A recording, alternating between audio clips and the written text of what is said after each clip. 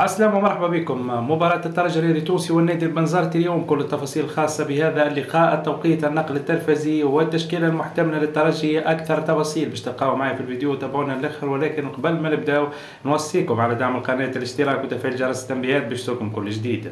تنطلق مباراة الترجي الرياضي التونسي وضيفه النادي البنزرتي اليوم على أرضية ملعب رادس على الساعة 2:30 ظهرا بتوقيت تونس. المباراة هذه باش تكون منقولة مباشرة عبر القناة الوطنية الأولى وكذلك منصة الديوان سبور على الانترنت. مباراة باش يدخلها الترجي الرياضي التونسي بكل قوة من اجل تحقيق الثلاث نقاط، خاصة بعد النتائج نتاع المباريات نتاع الجولة 11 وين شفنا تعثر الملعب التونسي وانتصار النادي الافريقي، الشيء اللي يخلي الترجي الرياضي التونسي حاليا في المركز الثالث ويبعد 4 نقاط على المتصدرين، وبالتالي اليوم ما يلزموش يضيع الترجي الانتصار. المباراة هذه باش يدخلها ماهر الكنزاري بتشكيلة فيها كل من بشير بن سعيد، أنباء على وجود إلياس بوزيان كأول مرة ليه مع الترجي الرياضي التونسي في هذا الموسم، في انتظار التأكيد بطبيعة الحال جلاسي بن حميدة وكذلك العيفي وإلا بن علي على الجهة اليسرى. في وسط الميدان نلقاو أقبلوا وكذلك حسام إتقا والجبالي على الجهة اليمنى من هجوم الترجي الرياضي التونسي، كسيل أبو عالية